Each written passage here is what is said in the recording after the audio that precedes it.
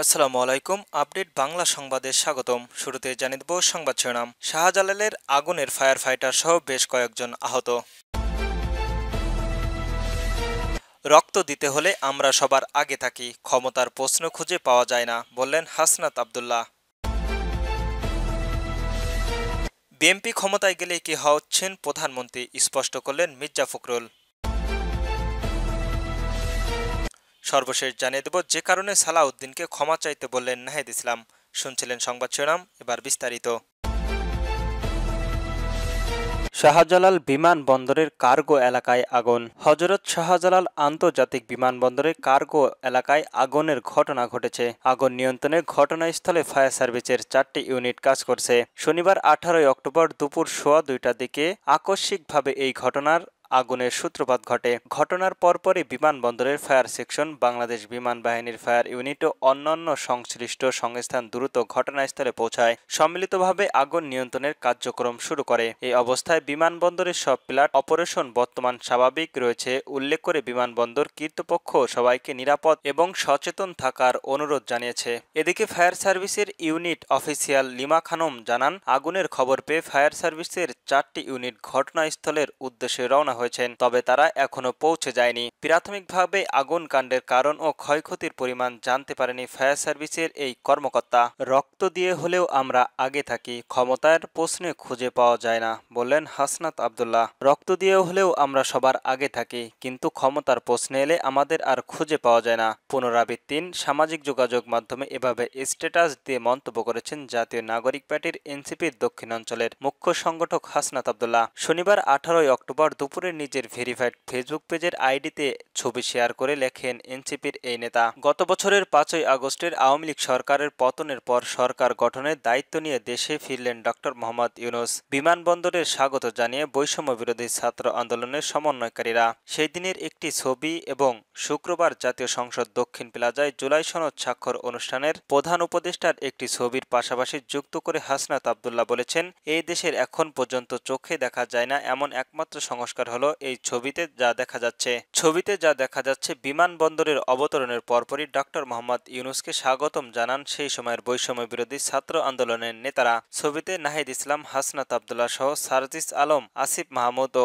উম্মা ফাতেমা সহ অনেকেই দেখা যাচ্ছে। আর তার নিচের ছবিগুলো শুক্রবারের জুলাই সনদ স্বাক্ষর অনুষ্ঠানের প্রধান উপদেষ্টার পাশে রাজনৈতিক দলের নেতারা দেখা যাচ্ছে। প্রসঙ্গত, জুলাই সনদ স্বাক্ষর হলেও জাতীয় নাগরিক পার্টির অনুষ্ঠানে যোগ দেয়নি এবং স্বাক্ষর করেনি। বিএনপি ক্ষমতায় গেলে কে হচ্ছেন প্রধানমন্ত্রী, স্পষ্ট করলেন মির্জা ফখরুল। আগামী নির্বাচনে দেশের জনগণের রায় নিয়ে বিএনপির রাষ্ট্র ক্ষমতায় গেলে প্রধানমন্ত্রী পদ নিয়ে কোনো দ্বিধাদ্বন্দ্ব নেই বলে জানিয়েছেন দলটির মহাসচিব মির্জা ফখরুল ইসলাম আলমগীর। গত 10ই অক্টোবর রাজধানীর গুলশানের নিজ বাসভবনের বাংলাদেশের সংবাদ সংস্থার সাথে একান্ত সাক্ষাৎকারে একথা জানান বিএনপির মহাসচিব।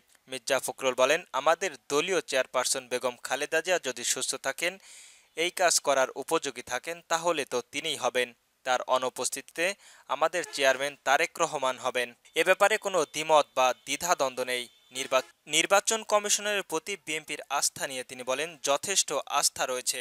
আমরা এখন পর্যন্ত যা দেখেছি, আমি মনে করি যে তারা একটি নিরপেক্ষ নির্বাচন অনুষ্ঠান করতে সক্ষম হবে।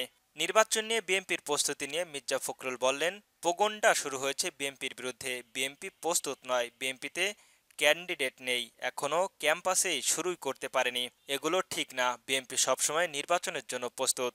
তিনি বলেন, যখন ফ্যাসিজম ছিল তখন কিন্তু নির্বাচন বিএনপি গিয়েছিল। 18তে বিএনপি নির্বাচন করেছে। এখন তো বিএনপি অনেক বেশি প্রস্তুত। বিএনপির তৃণমূল পর্যায়ে নেতাকর্মীদের অনেক বেশ সজাগ ও অ্যাক্টিভ। জনগণের কাছে গিয়ে তারা দলের জন্য কাজ করেছেন, যে কারণে সালাউদ্দিনকে ক্ষমা চাইতে বললেন নাহিদ ইসলাম। জুলাই সনদ স্বাক্ষর করা নিয়ে দাবি পূরণের বিক্ষোভে নামা জুলাই যোদ্ধাদের নিয়ে বক্তব্যের জন্য বিএনপির স্থায়ী কমিটির সদস্য সালাউদ্দিন আহমেদকে ক্ষমা চাওয়ার আহ্বান জানিয়েছেন জাতীয় নাগরিক পার্টির আহ্বায়ক নাহিদ ইসলাম। শনিবার 18 অক্টোবর রাজধানীর বাংলা মোটরের জাতীয় নাগরিক পার্টির এনসিপি অস্থায়ী কার্যালয়ের আয়োজিত এক সংবাদ সম্মেলনে এই আহ্বান জানান তিনি। নাহিদ ইসলাম বলেন, আরেকটি বিষয় আপনাদের কাছে বলতে চাই। কিছুক্ষণ আগেই আমরা দেখেছি বিএনপির স্থায়ী কমিটির সদস্য সালাউদ্দিন সাহেব, তিনি গতকালকের ঘটনা জুলাই যোদ্ধা যারা গতকাল আহত হয়েছেন তাদের ফ্যাসিস্টের আওয়ামী লীগের অনুসারী হিসেবে আখ্যা দিয়েছেন। আমরা তার তীব্র নিন্দা ও প্রতিবাদ জানাই। গতকাল জুলাই সনদ স্বাক্ষর অনুষ্ঠানের আগে অনুষ্ঠান স্থলে সংসদ ভবনের দক্ষিণ প্লাজায় অবস্থানরত নিয়েছিলেন জুলাই যোদ্ধারা। পরে পুলিশ কমিটিদের পিটিয়ে তাদের বের করে দেয়। এরপর তাদের সঙ্গে পুলিশের সংঘর্ষ ও মানবিক মিয়ার অ্যাভিনিউয়ে সংঘর্ষ ঘটে। আজ সকালে রাজধানী শেরেবাংলা নগরের শহীদ রাষ্ট্র জিয়াউর উদ্দিন রহমানের সমাধিত শ্রদ্ধা জানানোর পর সালাউদ্দিন সেই প্রসঙ্গ তুলে সাংবাদিকদের বলেছিলেন, সে বিশৃঙ্খলা হয়েছে, আমরা খোঁজ নিয়েছি, এটা তত্ত্বাধীন রয়েছে। দেখা গিয়েছে এখানে জুলাই যোদ্ধাদের নামে কিছু সংখ্যক ছাত্র নামধারী উচ্ছৃঙ্খলা লোক ঢুকে পড়েছে। সেটা ফ্যাসিস্টেট সরকারের ফ্যাসিস্টেট বাহিনী বলে মনে করি। আওয়ামী লীগ ফ্যাসিস্টেটরা বিভিন্ন ফাঁক ফোকরের বিশৃঙ্খলার চেষ্টা করছে। এখানে অনেক কিছুই জুলাই বা গণ অভ্যুত্থানের সঙ্গে জড়িত কেউ থাকতে পারে না।